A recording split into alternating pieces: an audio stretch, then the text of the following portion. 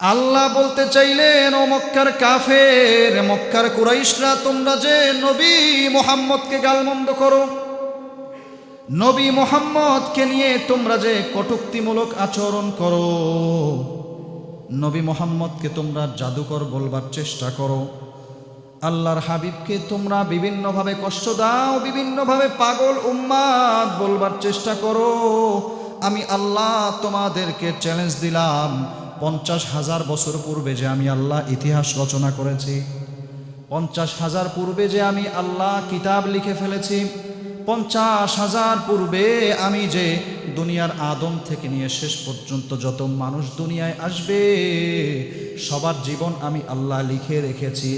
এই কাফেররা, তোমাদের যদি সাধ্য থাকে, তোমাদের যদি ক্ষমতা থাকে, তোমরা ওই কিতাবটা খুলে দেখো নবী মুহাম্মদের চেয়ে উত্তম, নবী মুহাম্মদের চেয়ে দামি চরিত্রবান, উত্তম আখলাকওয়ালা কোনো মানুষ আছে কিনা।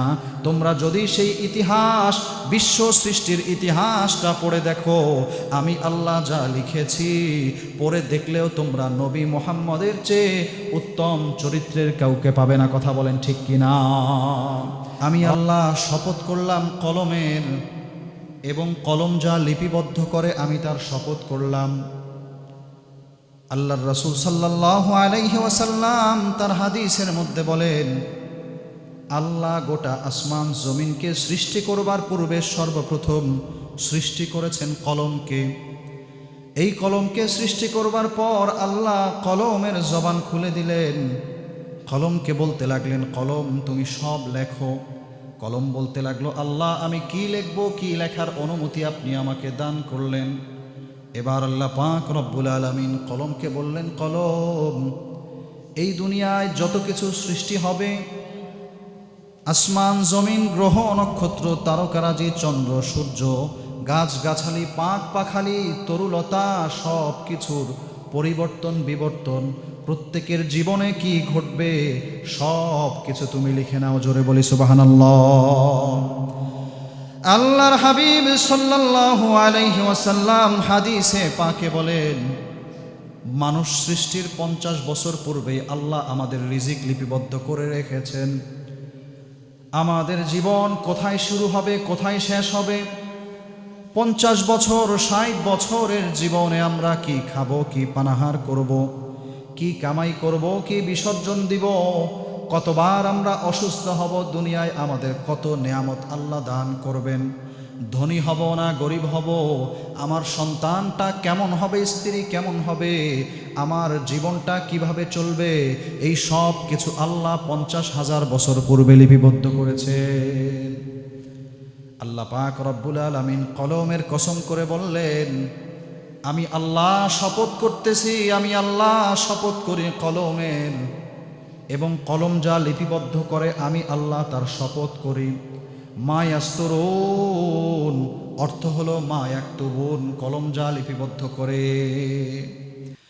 আল্লাহ বলতে চাইলেন, ও মক্কার কাফের, মক্কার কুরাইশরা, তোমরা যে নবী মুহাম্মদকে গালমন্দ করো, নবী মুহাম্মদকে নিয়ে তোমরা যে কটূক্তিমূলক আচরণ করো, নবী মুহাম্মদকে তোমরা জাদুকর বলবার চেষ্টা করো, আল্লাহর হাবিবকে তোমরা বিভিন্নভাবে কষ্ট দাও, বিভিন্নভাবে পাগল উম্মাদ বলবার চেষ্টা করো, আমি আল্লাহ তোমাদেরকে চ্যালেঞ্জ দিলাম, 50,000 বছর পূর্বে যে আমি আল্লাহ ইতিহাস রচনা করেছি, 50,000 পূর্বে যে আমি আল্লাহ কিতাব লিখে ফেলেছি, 50,000 পূর্বে আমি যে দুনিয়ার আদম থেকে নিয়ে শেষ পর্যন্ত যত মানুষ দুনিয়ায় আসবে সবার জীবন আমি আল্লাহ লিখে রেখেছি। এই কাফেররা, তোমাদের যদি সাধ্য থাকে, তোমাদের যদি ক্ষমতা থাকে, তোমরা ওই কিতাবটা খুলে দেখো নবী মুহাম্মদের চেয়ে উত্তম, নবী মুহাম্মদের চেয়ে দামি চরিত্রবান, উত্তম আখলাকওয়ালা কোনো মানুষ আছে কিনা। তোমরা যদি সেই ইতিহাস, বিশ্ব সৃষ্টির ইতিহাসটা পড়ে দেখো, আমি আল্লাহ যা লিখেছি পড়ে দেখলেও তোমরা নবী মুহাম্মদের চেয়ে উত্তম চরিত্রের কাউকে পাবে না। কথা বলেন ঠিক কিনা। ইন্নালাকা লাআজরান গায়রা মামনুন। হে নবী, আপনার চিন্তার কোনো কারণ নাই, আপনার পেরেশানির কোনো কারণ নাই। মক্কার কাফেররা আপনাকে কষ্ট দেয়, জ্বালাতন করে, বিরক্ত করে। মক্কার কাফেররা কোরআনকে অবমাননা করে, কোরআনকে চ্যালেঞ্জ ছুড়ে দিতে চায়। নবী গো, আপনার চিন্তার কোনো কারণ নাই, পেরেশানির কোনো কারণ নাই। ওরা যদিও আপনাকে না মানে, আপনি আপনার দায়িত্বটা ঠিকভাবে পালন করেন। আপনি মানুষকে কোরআনের কথা বলেন, মানুষকে দ্বীনের দাওয়াত দেন, মানুষকে আমি আল্লাহর কথা বলেন, মূর্তির বিরুদ্ধাচরণ করেন। আমি আল্লাহর কথা গোটা দুনিয়ার মানুষকে পৌঁছায় দেন। নবী গো, আপনি মনে রাখেন, মনে রাখেন, আল্লাহর কাছে এর প্রতিদান হিসেবে অনেক কিছুই আপনার জন্য নেয়ামত হিসেবে রাখা আছে, যার গণনা দুনিয়ার কোনো মানুষ কোনো দিন করতে পারবে না। নবী গো, আখিরাতে আপনার জন্য অনেক জাযা আমি আল্লাহ আপনার জন্য তৈরি করে রেখেছি। জোরে বলি সুবহানাল্লাহ। এবার রব্বুল আলামিন বলেন, ওয়া ইন্নাকা লাআলা খুলুকিন আযীম। আমি আল্লাহ আপনাকে সর্বশ্রেষ্ঠ চরিত্র দান করেছি, আপনাকে সর্বোত্তম চরিত্র দান করেছি। আমি আল্লাহ আপনাকে এমন চরিত্র দান করেছি যেই চরিত্রটা গোটা দুনিয়ার কোনো মানুষ, জিন, ইনসান কাউকে আমি আল্লাহ দান করি নাই। জোরে বলি সুবহানাল্লাহ।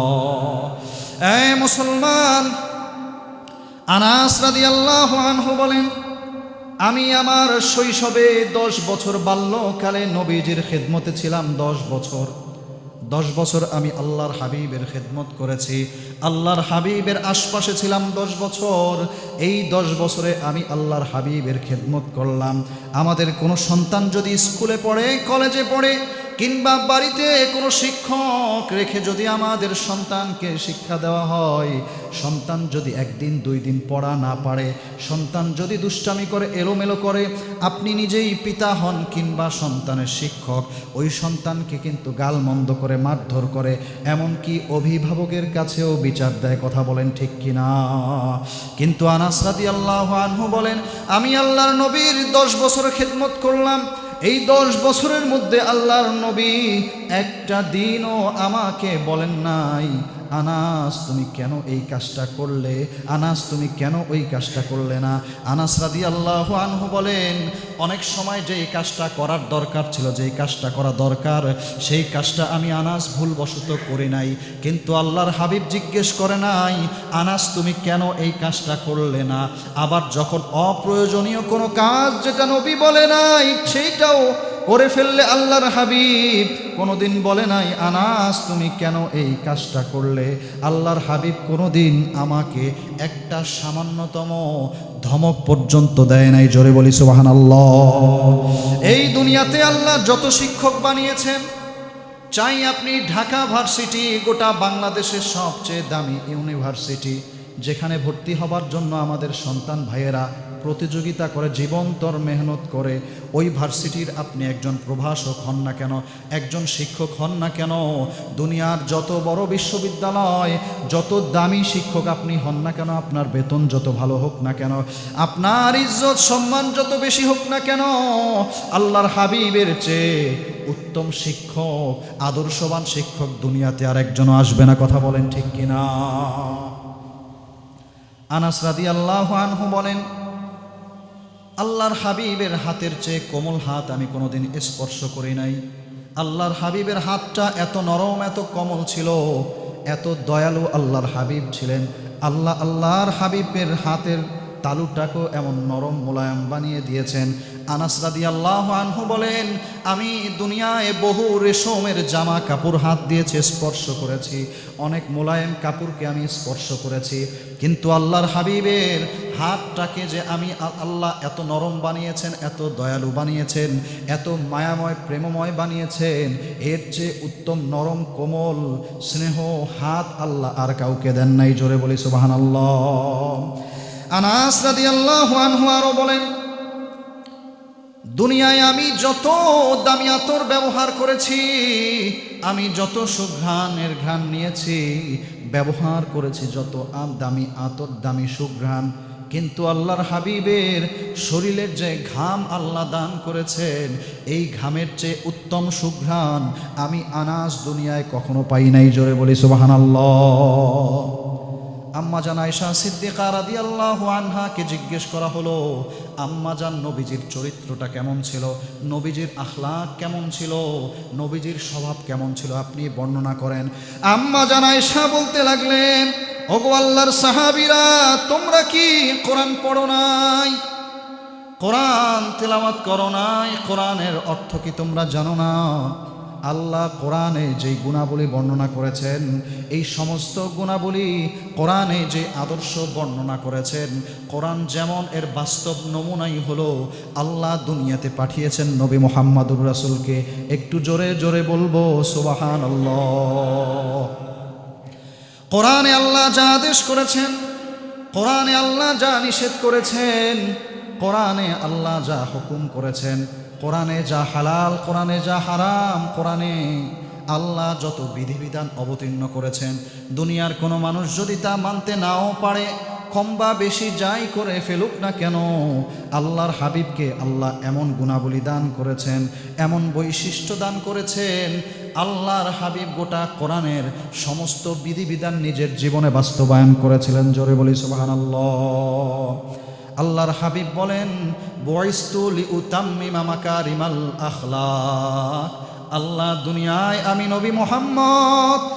নবী মুহাম্মদকে আল্লাহ দুনিয়ায় পাঠাইছেন শুধুমাত্র এটার জন্য। এটার অন্যতম একটা কারণ হলো দুনিয়ার সমস্ত উত্তম আখলাকের পরিপূর্ণতা আমি নবী মুহাম্মদের মাধ্যমেই আল্লাহ পাঠাইছেন।